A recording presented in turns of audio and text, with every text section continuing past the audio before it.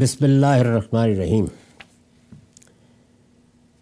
حدثنی ابو امامہ الباہلی رضی اللہ عنہ قال سمعت رسول اللہ صلی اللہ علیہ وسلم یقول بین انا نائم اذ اتانی رجلان فاخذا بذبی فاتی بی جبلا وعرا فقال لی اصعد فقلت انی لا اطیق فقال انا سنساہلہ لک فصعدت حتی کنت فی سواء الجبل اذا انا باصوات شدیدہ قلت ما هذه الاصوات قالوا هذا هو اواء اہل النار ثم انطلق بی فاذا بقوم معلقین باراکیبہم مشککۃ اشداقہم تسیل اشداقہم دما فقلت ما هؤلاء قال هؤلاء الذين يفطرون قبل تحلة صومهم ثم انطلق بي فإذا بقوم أشد شيء انتفاخا وعنتنه ريا وأسواه منظرا فقلت من هؤلاء قال هؤلاء الزانون والزواني ثم انطلق بي فإذا أنا بنساء تنهش ثديهن الحيات فقلت ما بال هؤلاء قال هؤلاء فقال هؤلاء اللواتي يمنعن اولادهن البانهن۔ یہ مستدرک حاکم کی روایت ہے 2763 رقم۔ اس کا ترجمہ ہے کہ ابو امامہ باہلی کا بیان ہے کہ میں نے رسول اللہ صلی اللہ علیہ وسلم کو سنا کہ آپ نے فرمایا اس اثناء میں کہ میں سویا ہوا تھا۔ میں اس سے پہلے بھی کئی بار عرض کر چکا ہوں کہ جس طرح اللہ اپنے پیغمبروں پر وحی بھیجتا، اپنا کلام نازل کرتا، اپنی کتاب انہیں دیتا، اسی طرح بہت سے حقائق انہیں رویا میں دکھائے جاتے ہیں وقتاً فوقتاً۔ قرآن مجید میں بھی بہت سے اہم رویا ہیں جن کو ہم اردو زبان میں خواب کہتے ہیں، جن کا ذکر ہوا ہے۔ تو یہ بھی ایک خواب ہے رسول اللہ صلی اللہ علیہ وسلم کا۔ آپ نے فرمایا اس اثناء میں کہ میں سویا ہوا تھا، کیا دیکھتا ہوں کہ دو آدمی آئے، انہوں نے مجھے بازوؤں سے پکڑا اور ایک ایسے پہاڑ کے پاس لے گئے جو سخت متوحش کر دینے والا تھا۔ خواب میں ظاہر ہے کہ جو تصویریں آتی ہیں ان میں یہ سب چیزیں عام لوگوں کو بھی پیش آتی ہیں۔ پیغمبر کو جب رویا دکھایا جاتا ہے تو معنی خیز ہوتا ہے، رویا صادقہ ہوتا ہے، لیکن اس میں تصویریں اسی طرح کی بنتی ہیں جس طرح کے میرے، آپ کے یا کسی کے خواب کی بھی ہو سکتی ہیں۔ اس اثناء میں کہ میں سویا ہوا تھا، کیا دیکھتا ہوں کہ دو آدمی آئے، انہوں نے مجھے بازوؤں سے پکڑا اور ایک ایسے پہاڑ کے پاس لے گئے جو سخت متوحش کر دینے والا تھا۔ آپ نے سنا ہوگا کہ بعض اوقات لوگ بیان کرتے ہیں اپنے رویا یا خواب، تو کہتے ہیں کہ میں ایک جنگل میں جا رہا تھا، ایک طوفان تھا، آسمان سے بارش ہو رہی تھی۔ تو اسی طرح کی کیفیت آپ نے خواب میں محسوس کی کہ کچھ لوگ آئے ہیں، انہوں نے مجھے پکڑا ہے اور ایک پہاڑ کے پاس لے گئے ہیں، اور وہ پہاڑ بھی بالکل ویران بیابان، نہ آدم زاد، سخت متوحش کر دینے والا تھا۔ پھر کہنے لگے اس پر چڑھ جاؤ۔ میں نے کہا کہ مجھ میں اتنی طاقت نہیں ہے، یعنی اب یہ رویا میں، خواب میں یہ گفتگو ہو رہی ہے، مجھ میں اتنی طاقت نہیں ہے۔ دونوں نے جواب دیا ہم آپ کے لیے آسانی پیدا کیے دیتے ہیں، یعنی مشکل نہیں ہوگی، آپ چڑھیے، ہم کچھ مدد کر دیتے ہیں۔ چنانچہ میں نے چڑھنا شروع کیا اور پہاڑ کے بیچ میں پہنچ گیا۔ اچانک میں نے دیکھا کہ بڑی شدت کی آوازیں آ رہی ہیں۔ میں نے پوچھا یہ کیا آوازیں ہیں؟ انہوں نے بتایا کہ یہ دوزخیوں کی چیخم داڑ ہے۔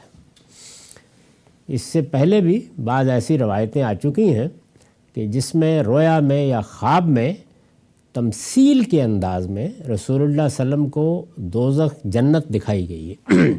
اس میں جو مناظر ہیں وہ ایسے ہی ہے کہ جیسے آپ کسی چیز کی شناخت یا کسی نعمت کے غیر معمولی پہلو کو بیان کرنے کے لیے ایک گویا تمثیل بنا کے یا تصویر بنا کے آپ چیزوں کو دکھا دیتے ہیں۔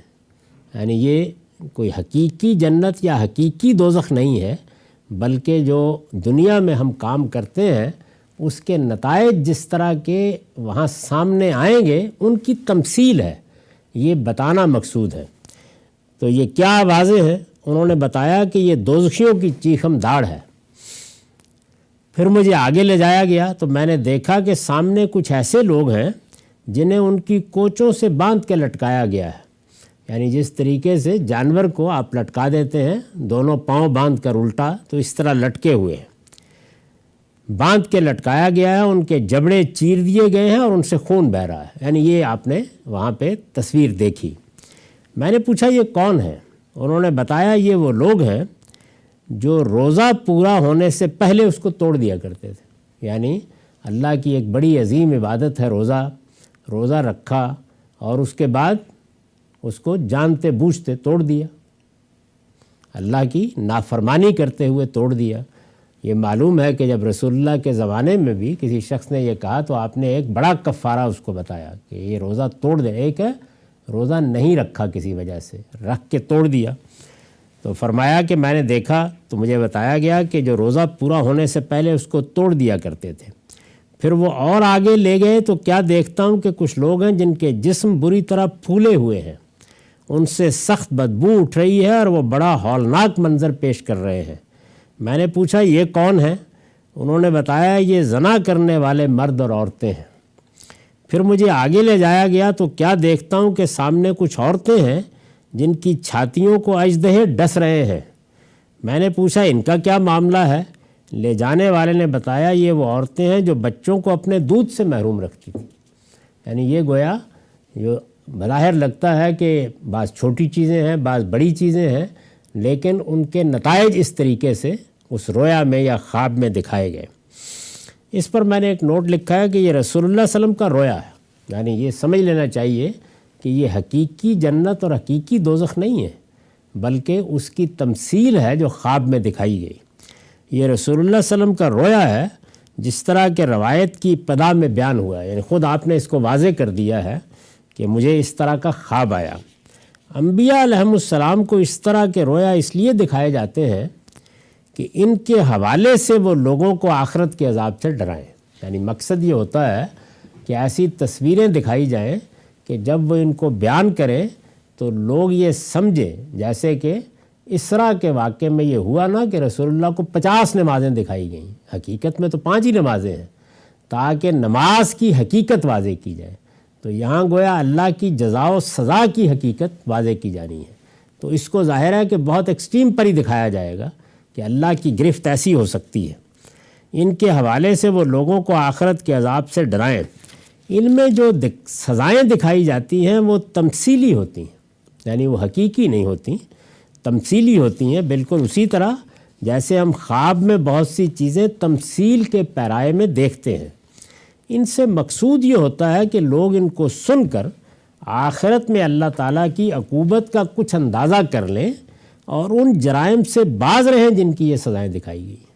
یعنی عورتیں ہوں مرد ہوں، وہ اپنی ذمہ داریوں کو سمجھیں، اپنی زندگی کے اخلاقی تقاضوں کو سمجھیں، اور اس سے ایک طرح سے اللہ تعالیٰ کی عقوبت کا ایک تصور ان کے سامنے آئے کہ پروردگار اگر چاہے، جیسے وہاں تھا کہ اگر وہ چاہے تو 50 نمازیں تم پر فرض کر دے اور چاہے تو اس طرح الٹا لٹکا دے، تو اس لیے باز رہو اس سے، اس کی سزائیں اس سے مختلف ہی ہوں گی، کمی ہوگی، وہ رحم ہی فرمائے گا، معافی کرے گا، لیکن یہ سمجھ لو کہ اگر وہ دے تو یہ جرائم ایسے ہیں جن کا تم نے ارتکاب کیا۔